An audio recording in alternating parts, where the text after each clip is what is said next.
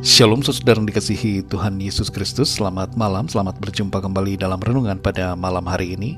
Kembali sama-sama kita akan belajar dari firman Tuhan. Dan sebelumnya mari kita berdoa. Bapa kami yang di surga, Bapa dalam nama Tuhan Yesus Kristus, kami bersyukur untuk pertolongan Tuhan, perlindungan-Mu dari pagi hingga malam ini. Tuntunan-Mu, pertolongan-Mu yang membuat kami mampu melewati semuanya.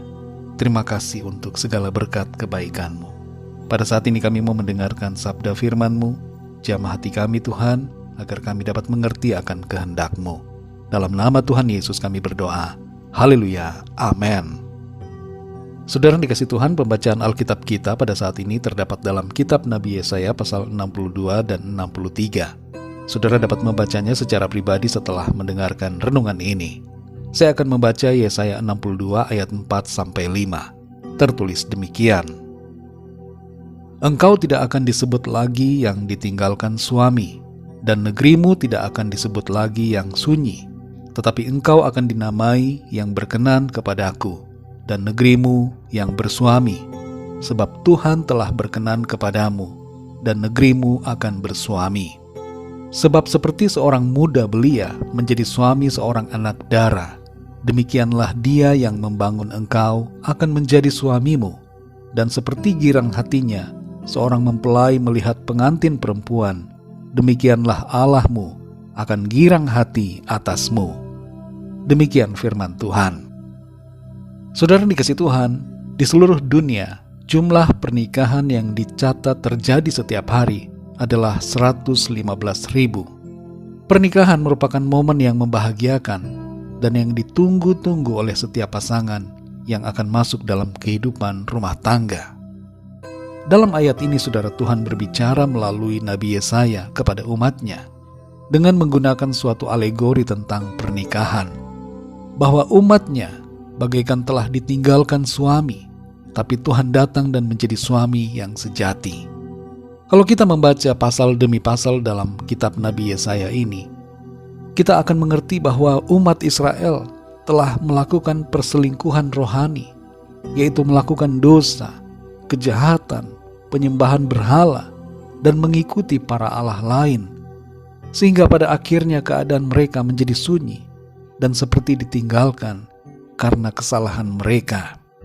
Maksud dari ayat ini adalah bahwa Tuhan akan mengasihi dan memperhatikan umatnya, serta memulihkan keadaan mereka.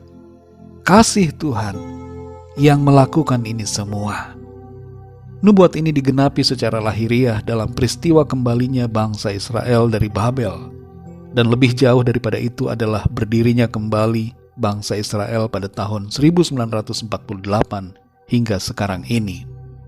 Tapi saudara yang dikasih Tuhan, nubuat ini juga mempunyai makna yang jauh lebih dalam, melebihi penggenapan secara lahiriah saja.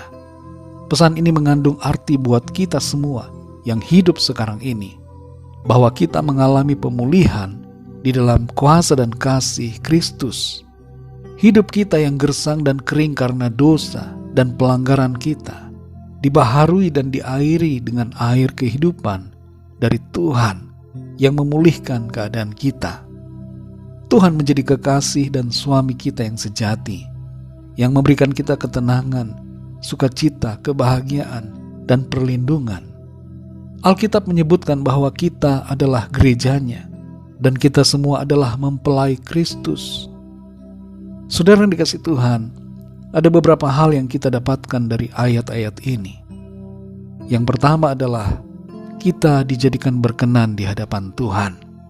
Oleh darah Kristus kita dibenarkan dan diperdamaikan dengan Allah, sehingga kita menjadi berkenan. Ia mengampuni segala dosa dan pelanggaran kita dan menjadikan kita baru di hadapannya. Yang kedua, saudara, kehidupan kita dibangun kembali oleh Tuhan. Pemulihan dari Tuhan mencakup hal rohani sebagai prioritas yang utama. Ia membangun kembali roh kita, mengubahkan dan membentuk kita menjadi pribadi yang semakin serupa dengannya. Selain rohani, Tuhan juga memulihkan keadaan jasmani kita.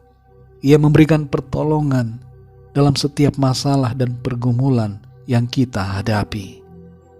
Yang ketiga, saudara, Tuhan bergirang hati atas kita. Satu hal yang perlu kita sadari adalah Tuhan senang dan bergirang karena kita. Ia mengasihi dan bersuka cita melihat saudara dan saya. Tuhan bukanlah pribadi yang jahat, bukan pribadi yang murka, tapi Ia adalah pribadi yang maha baik dan peduli pada kita. Kalau ada di antara kita yang selama ini memiliki gambaran tentang Tuhan sebagai Tuhan yang jahat, Tuhan yang tidak baik, yang tidak peduli, mari ubah pandangan kita tentang Tuhan. Tuhan adalah Tuhan yang baik dan Ia mengasihi saudara. Saudara yang dikasihi Tuhan, Tuhan mengasihi kita dan mau memulihkan keadaan kita. Inilah pesan yang Tuhan sampaikan melalui Nabi Yesaya. Ia mau menghapuskan segala aib dan noda dalam kehidupan kita dan memberikan suatu keadaan yang baru di mana kita mengalami berkat, sukacita dan kebahagiaan di dalam Tuhan. Mari kita bersukacita saudara, karena Tuhan yang baik mengasihi, mengampuni dan memulihkan kita. Hiduplah selalu dalam kasih karunia-Nya dan mari kita setia selalu dalam mengasihi Tuhan. Mari kita berdoa. Bapa kami yang di sorga, Bapa dalam nama Tuhan Yesus Kristus, kami mengucap syukur untuk firman-Mu yang sudah kami dengar pada saat ini. Kami sungguh bersuka cita karena Engkau baik Tuhan. Engkau mengasihi kami, peduli kepada setiap kami, dan Engkau mau memulihkan keadaan kami. Engkau mengampuni kami dari segala dosa dan pelanggaran kami, dan Engkau menguduskan kami, melayakkan kami, berkenan atas kami. Sungguh ya Tuhan, kami bersyukur, kami yang tidak layak dilayakkan oleh Tuhan. Kuasa darah-Mu yang telah menguduskan kami. Terima kasih untuk perkenanan-Mu, dan terima kasih untuk pengampunan-Mu Tuhan. Kami percaya kehidupan kami akan dipulihkan Tuhan. Roh kami dibaharui, dan kami akan ditolong Tuhan senantiasa. Terima kasih Tuhan, kami bersyukur kepada-Mu. Berkati kami di sepanjang malam ini, dalam istirahat kami. Lingkupi kami dengan kuasa dan kasih-Mu Tuhan. Dan kami mohon lawatan Tuhan atas setiap kami. Yang sakit mengalami kesembuhan dari Tuhan. Yang lemah dikuatkan kembali. Yang susah mengalami penghiburan. Yang terikat terbelenggu dosa dan kuasa kegelapan mengalami kelepasan. Dan yang sedang dalam persoalan mengalami pertolongan Tuhan. Kami percaya berkat damai sejahtera dan kasih karunia Tuhan senantiasa berlimpah dalam hidup kami. Terima kasih Tuhan, dalam nama Tuhan Yesus Kristus, Tuhan dan Juru Selamat kami sudah berdoa dan mengucap syukur. Haleluya, amin. Puji Tuhan, saudara yang dikasihi Tuhan, saya percaya firman Tuhan menjadi berkat dan kekuatan buat saudara semua. Dan Roh Kudus akan menolong saudara untuk lebih lagi memahami kebenaran firman Tuhan. Tuhan Yesus memberkati saudara semua. Sampai jumpa dalam renungan yang berikutnya. Haleluya.